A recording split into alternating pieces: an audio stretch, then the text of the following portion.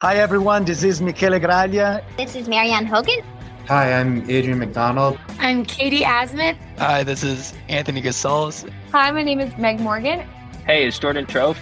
This is John Ray. This is Ryan Van Duzer, and you are listening to the Gotta Run Racing Podcast. Hello, everyone. Hey, we're back with another GottaRunPodcast. Indeed. We're just back from Lost Soul, and we've got a hot topic to cover, so we're doing back-to-back episodes. Yeah, I haven't done that in a while. Our legs are still sore from Lost Soul, but here we are. We got to get this one in the books. Okay, let's go. Let's go. Let's see. All right. This 32nd annual running of the Halliburton Forest 100 happened this past weekend, where they offer 12, 26, 50K, 50 mile, and 100 miler. It started back in 1993 and is Canada's second oldest ultra, second only to Sulphur Springs in Ontario. It's arguably Ontario's toughest 100 miler because of the elevation gain, rough terrain, and unpredictable weather. We've known lots of people that have done this race and have many stories to tell, eh, Norm? Yeah, every time someone mentions, I'm running Halliburton, the first thing I think of, the weather. Yeah, which you'd think in September is reliable, but for some reason... They're 4 hours north of Toronto. 3, yeah. They have a different weather system up there because they get 0 at night and rain or snow. Oh, my God. But I think this year it was nice conditions. Yes, fortunately. They got it done, yeah. So today on the pod, we have Tegan Legge, who's the race director of Halliburton Forest and has worked for the forest since 2009 and since 2017 as the general manager of tourism and recreation. Also joining us is Gary Black, a longtime volunteer of the race and a lead facilitator of Halliburton Forest since leaving his corporate job in 2022. We've actually known Gary for quite a while since we had our running store, and I remember he used to come in late in the year, buy 2 pairs of shoes in two different half sizes, because he always took part in Aravaipa's Across the Years multi-day race, which he did from 2014 to 2019. Wow. Yeah. And that's the first time I heard of that race. And that's 4 or 5 days? They have different options, and I think the longest he did was the 6-day, but you basically start at the end of December and you don't finish until January, so that's why it's called Across the Years. Around a track. Yes, around a track. I think. So we invited them on to talk not only about the race in general, but of course, the fact... Hot off the press. ...that our Canadian Prime Minister, Mark Carney, and his wife, Diana, were surprise participants in the 26K distance. Now, there have been some noteworthy politicians who've taken part in marathons and triathlons over the years, such as, of course, George Bush, Sarah Palin, Norway's former PM Jens Stoltenberg, and also Finland's former PM Alexander Stubb. But it's very rare to hear of a politician participate in a trail race. According to the CBC, Diana had signed up to celebrate her 60th birthday, and Prime Minister Carney decided to join her. How cool is that? I think that's very cool. And I don't know if they knew what they're getting themselves into because Halliburton is not an easy course. No joke. All right, well, let's find out. Let's find out. And here is Tegan and Gary to tell us all about this surprise runner at Halliburton 100. Coming up. Welcome to the podcast, Tegan and Gary. Nice to meet you, Tegan. Yes, thank you. Thanks for having us. And nice to see you again, Gary. You bet. Great to be here. We first met, of course, at Running Free in Orangeville when you used to come in yearly to get your shoes for Across the Years. That's correct. I had to get big, swelling feet shoes at your place. I remember you had to explain it to me why you were only coming in once a year for a 10 and a 10.5, if I remember correctly. Something like that. I've kind of forgotten over time. Yeah. So in our intro, we gave a brief description, of course, of the Halliburton 100 and your roles within it. But for our listeners who don't know the background, Tegan, why don't you tell us how the race got started, when and how the race got started? Yeah. Helen Mullenberg, over 30 years ago, put together this little race at this place called Halliburton Forest, where she had a leased campsite. And she brought, to my knowledge, her friends and family together. And the first year, I think they had 30 runners. And over the years, that has grown significantly. Gary has way more history than I do with the race. But at the 25-year mark, Helen decided to retire. And her crew, including Gary and Don and Merle and everybody, approached us to take it over. And I said, don't you leave me hanging. You all have to come and help me out, because I'm not part of the running community, but we can pull off an event at Halliburton Forest. So grassroots turned into a 650 participant event this past weekend. That's incredible. Now, Gary, how long have you been involved with the race? I think I first volunteered in 2000. I just moved back from Vancouver to the area, so 25 years. Helen allowed me a couple of years off. That was only for people that got married. Otherwise, I either had to volunteer or run. Those were my only two options.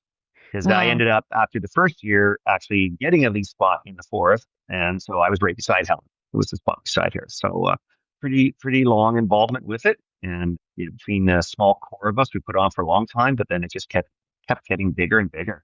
And it was harder and harder for us to do it. And we were getting older and older. Yeah, absolutely.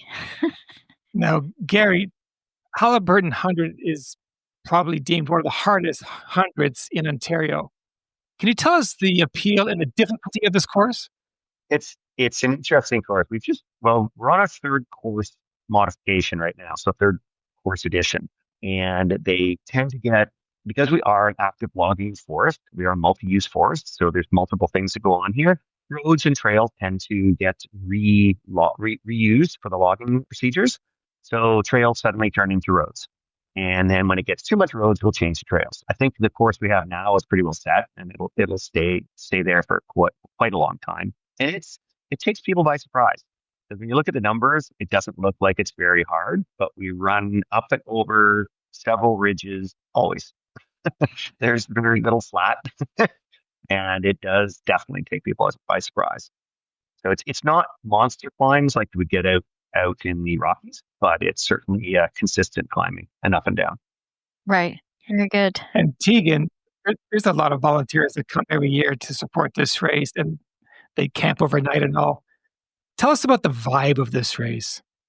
Did you like the vibe? Yeah, no, it's outstanding. Just the energy that our volunteers bring and their expertise and professionalism. Like each aid station has seasoned runners or runners that, have experienced what our runners are going through. They've either ran our race or other races, and now they volunteer and put their hours in. And anybody coming off course all weekend, absolutely all weekend, you have the most amazing volunteers here at the forest. We feel part of the family. We all kind of joke, but we're serious at the same time that it's the Halliburton Forest family reunion when we all get together.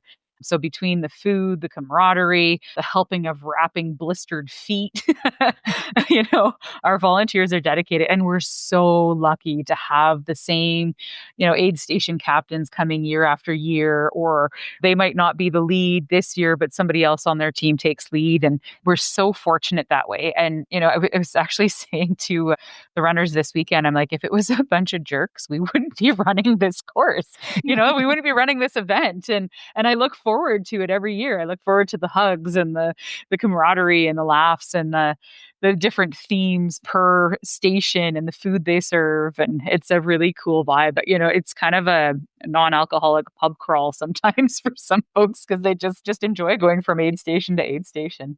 We've definitely heard that over the years, that people keep coming back because it feels like a family and they don't want to miss it. Yeah. So kudos to you guys.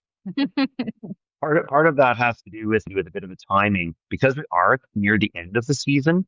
People do treat it much more like it's a reunion, or because we have the camping, we have multiple fields where everyone camps basically right on the course. So everybody's around there at the end. They're camping. They're now bringing trailers and things. So it's a family reunion / kind of the last bash of summer in a lot of ways. So that really adds to it as well. Awesome. All right, let's get into it. So this past weekend, we were running an ultra in Lethbridge, Alberta. And later on in the evening, I open up my Facebook and my friend had sent me a link to Gary's Facebook, the story that he put up, but I'm sure you've already seen this. I open it. To my surprise, I had not seen it. And then all of a sudden, my feed is filled with all my trail runners friends telling us about Prime Minister Mark Carney and his wife running the 26K, which is mind-blowing. So, Tegan, how the heck did this happen? At first, they slipped between the cracks. They actually registered under their names, and if anybody had looked at the list, they would have spotted them out. But Gary pointed out a really funny thing that racers used to, I guess, register under funny names. So somebody might have seen Mark Carney and just think, hey, that's, Bob Smith being funny, right? So, and I don't actually, like, there's 650 people. I don't look at the lists, often until closer to the race. And I got a call 2 weeks, or my colleague Marina got a call 2 weeks before the event. Thankfully, she is actually in charge of our administration and registration. And obviously she bumped it right to me right away. So within 10 minutes, I'm talking to, one of the heads of the security detail, and they want Mark and Diana to come and just be normal racers and enjoy the race. And this isn't meant to be, a photo shoot or anything. Got the impression that it was kind of like their date day. Aww. And how honored are we to be able to do that for them? So over the course of the next 2 weeks, we worked with the security detail. They were on site. I toured them around, showed them the aid stations and egress points and all of that. But knowing that I would be busy and not being able to handle coordinating them on the day of, our colleague Angie Grant, who is our business development manager, helped us with them. So she actually got to go out around with the entourage and make sure they were in the right spots at the right time and everything. So it's very hush hush, no press, no, hoopla ahead of time. It was a very small team. I don't think Gary knew until Saturday morning. Really? No. So 7:30 Saturday morning, I got a phone call from Angie. Said, well, I thought I was going to be able to see you, but I got to tell you something.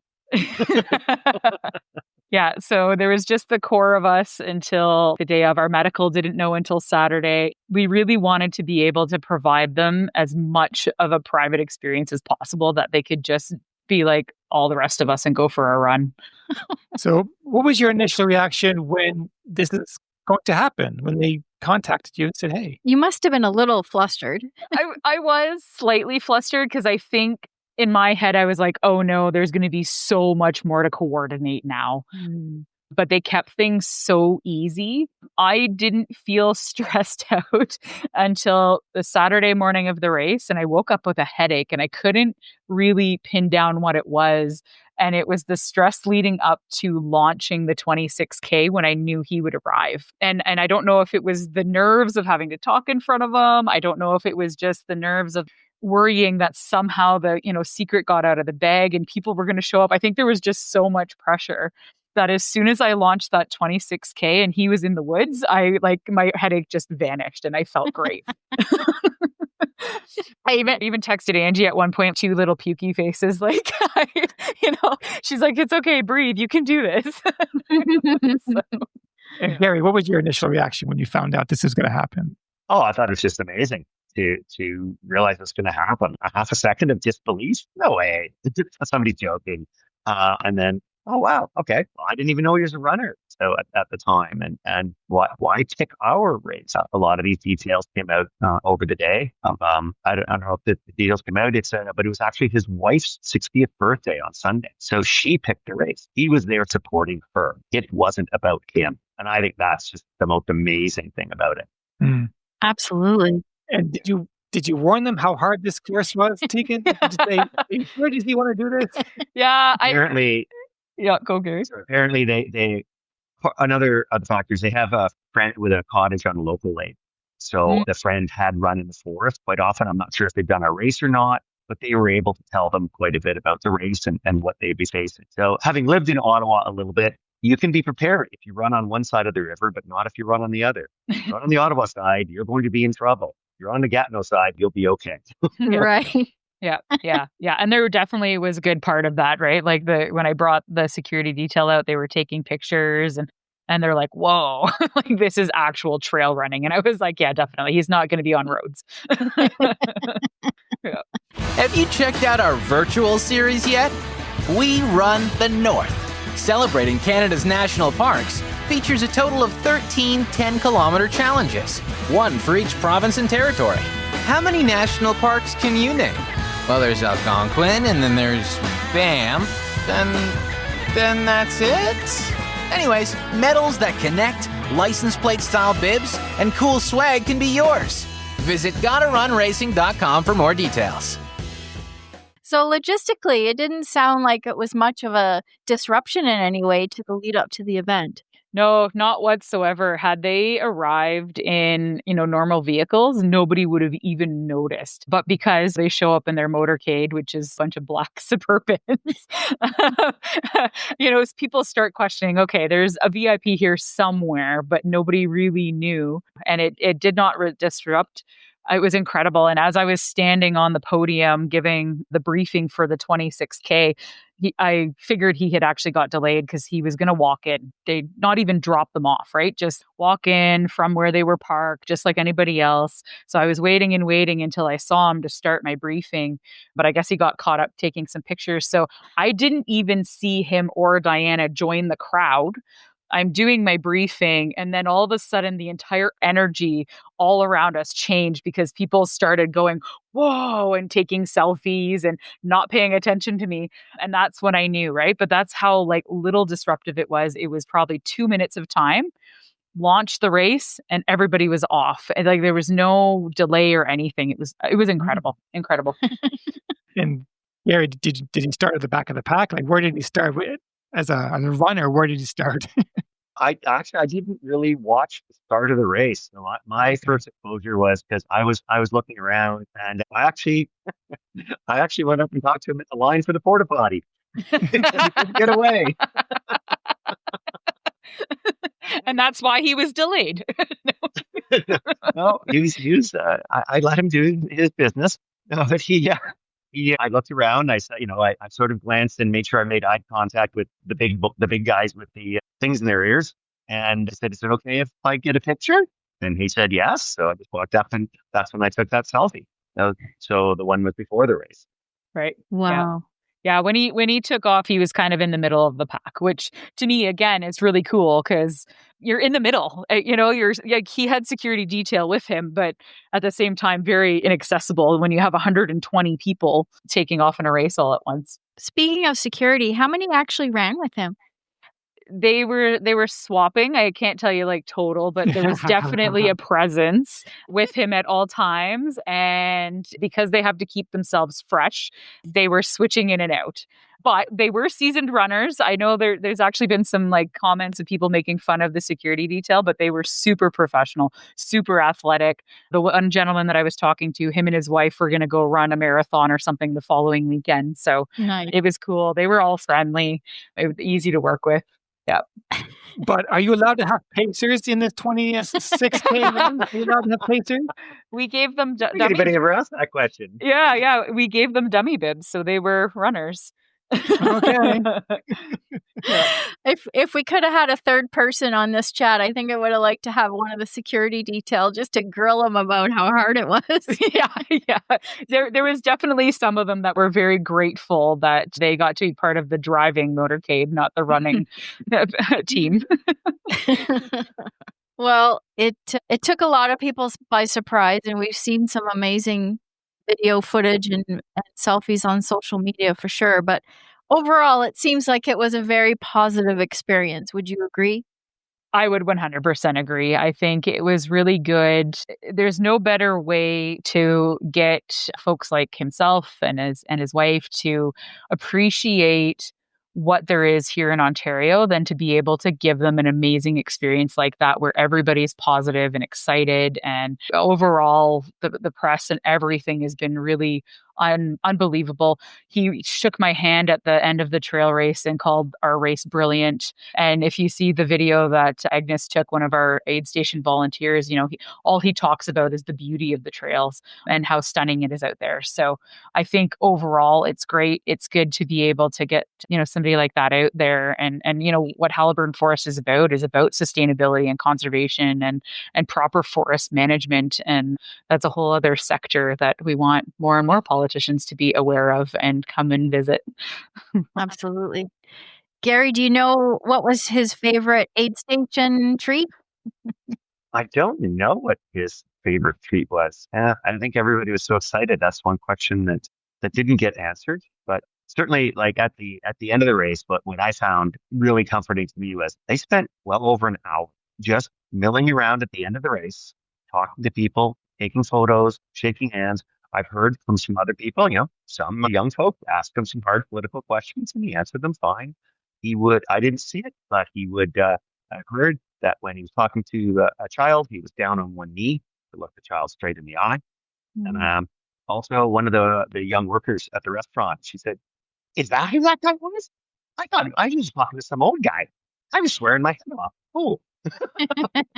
And I thought it was so wonderful that like a 14-year-old girl would be able to just nonchalantly talk to our Prime Minister and not be afraid, not be intimidated, and have a direct conversation with him. I thought, tell your friends.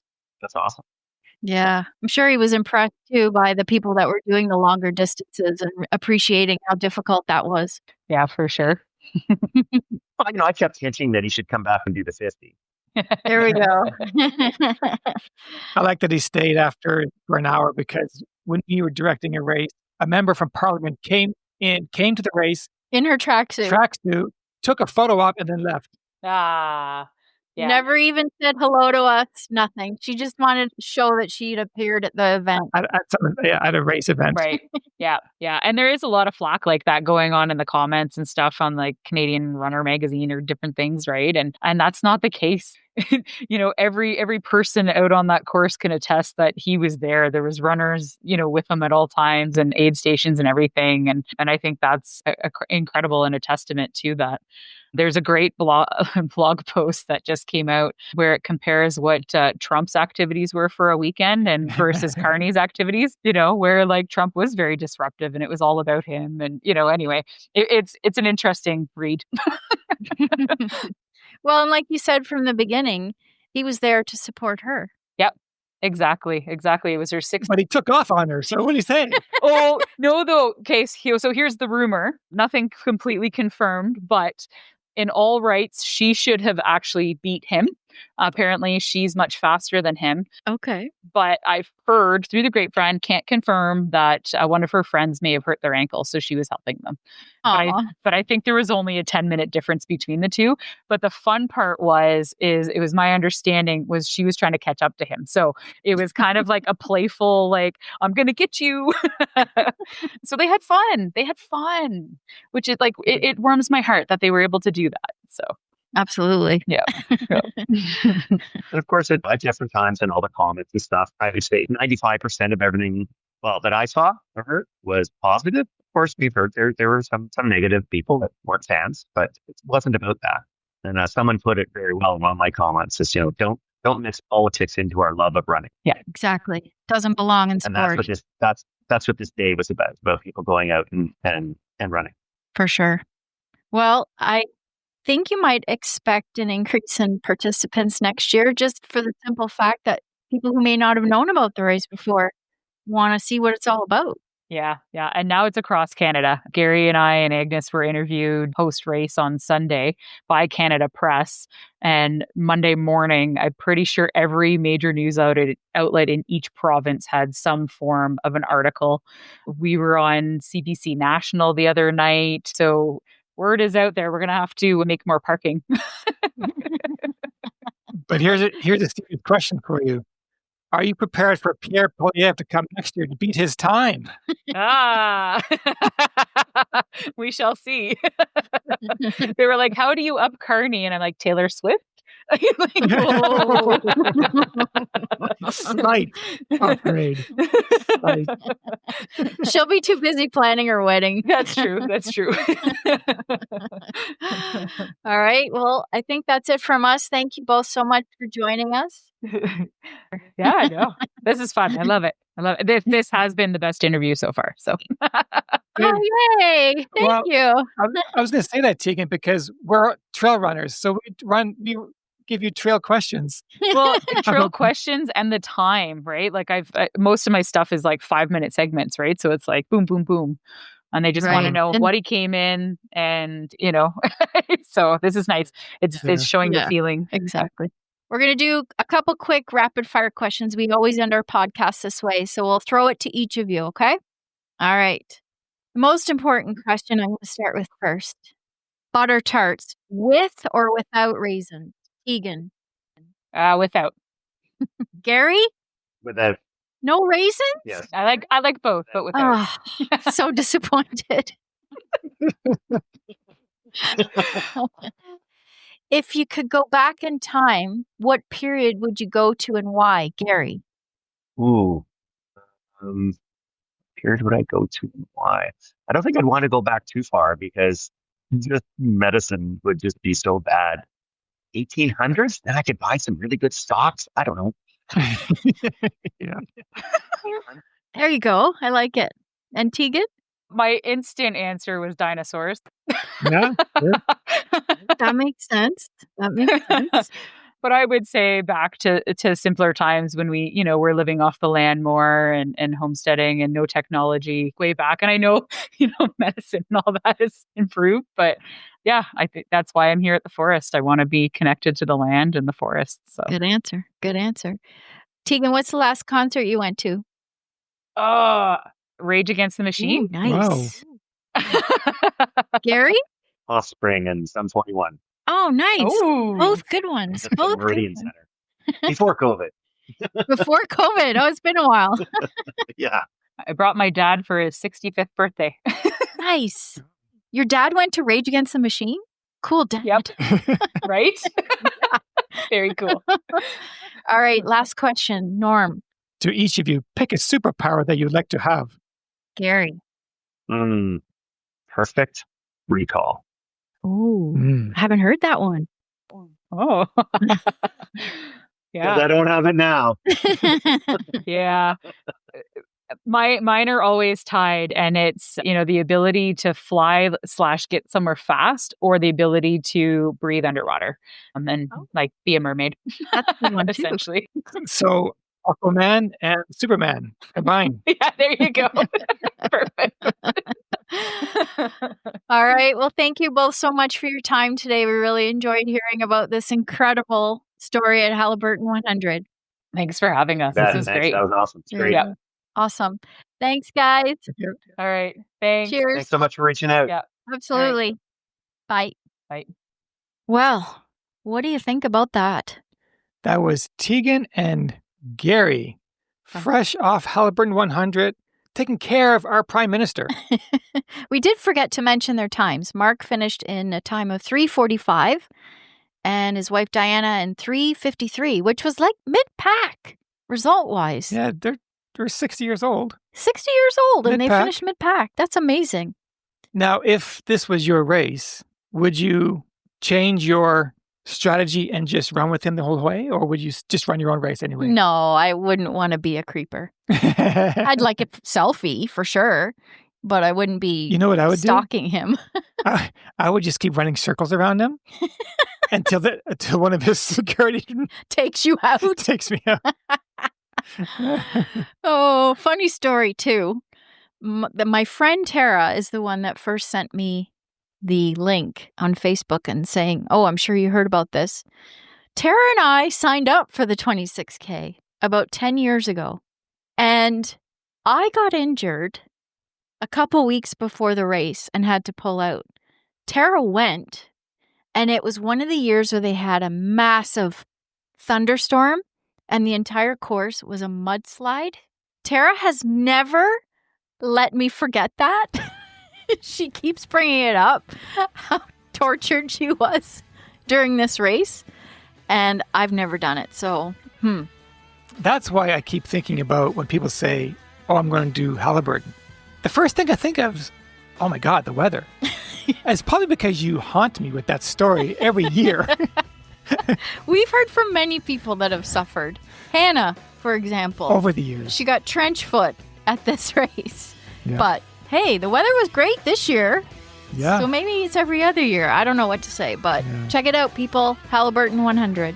Arguably the toughest 100 in Ontario. For sure it is. For sure.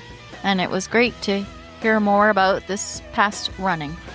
If you like this podcast, please leave a rating and review and share it. We appreciate it. Until next time. Cheers. Bye.